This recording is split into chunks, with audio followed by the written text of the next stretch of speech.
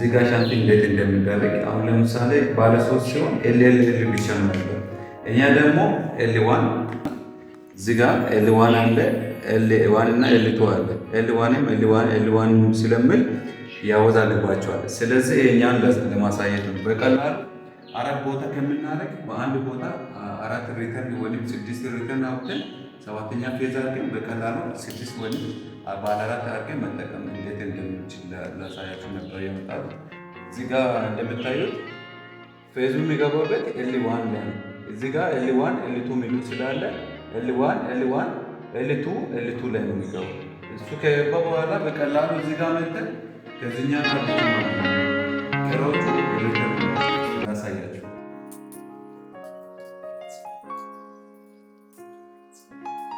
እንደ ካረገን በኋላ ፌዙን አገናኘ ሸምሸም ታረገን ባለ አራቱን ደርሰ ማለት ነው።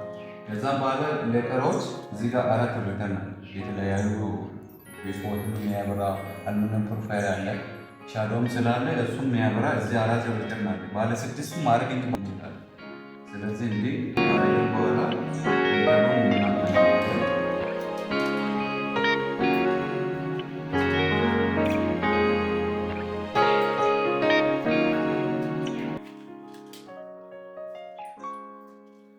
እንደ ካረገን በኋላ ያ 3ኛ ላይ በቀላሉ ኤል1 ላይ እኛንም እንዲህ አድርገን እናሰራለን።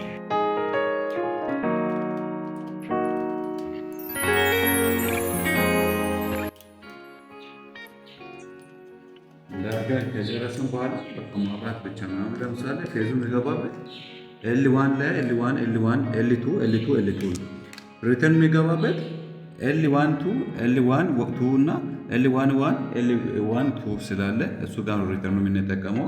ሻንት ካረገን በኋላ እንደምታዩት ወደ ላይ ያው ማብራት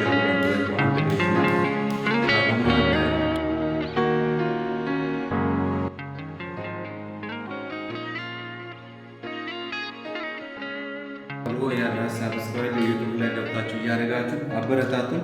እናመሰግናለን።